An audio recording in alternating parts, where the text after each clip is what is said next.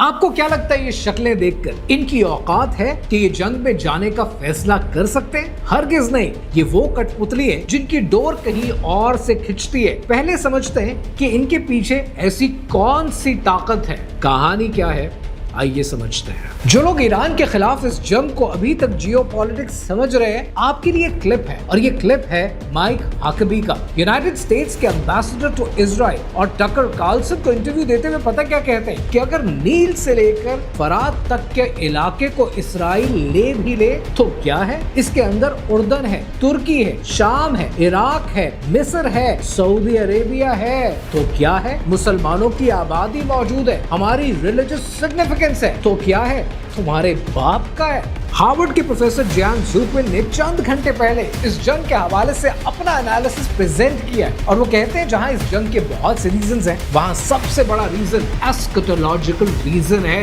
यानी Epstein files ने ये साबित कर दिया है कि ये दुनिया पॉलिटिशियंस नहीं, सीक्रेट सोसाइटीज चलाती हैं, और उन्होंने नाम लिया है इल्यूमिनाटी का। और फर्दर ये कहा है कि इल्यूमिनाटी के 3 डिविजन्स हैं, जहां पर जेसुइट्स वेटिकन को कंट्रोल करते हैं, जहां पर Sabbatean Frankist modern state of Israel को कंट्रोल करते हैं, और जहां पर फ्री मेसन्स आज के यूनाइटेड स्टेट्स ऑफ अमेरिका के नेशनल सिक्योरिटी के अपरेटस को चलाते हैं। ये वो लोग हैं, ये वो सेटनिस्ट हैं जो दुनिया के फैसले करते हैं। ये सेटनिस्ट सिर्फ एक चीज चाहते हैं कि दुनिया अल्लाह सुब्हानहू तआला के सामने झुकने की बजाय इनके डेमी गॉड्स के आगे, सूडो गॉड्स के आगे झुकना शुरू कर दे, और अमेरिका और इसराइल की वॉर मशीनरी को सजदा करना शुरू कर दे और अपने ईमान की कमजोरी दिखाए। इनका ईरान से प्रॉब्लम यह है कि 1983 में ईरान ने यह फैसला किया कि हम स्टेट लेवल पर सूद न लेंगे न सूद देंगे, और आज भी ईरान में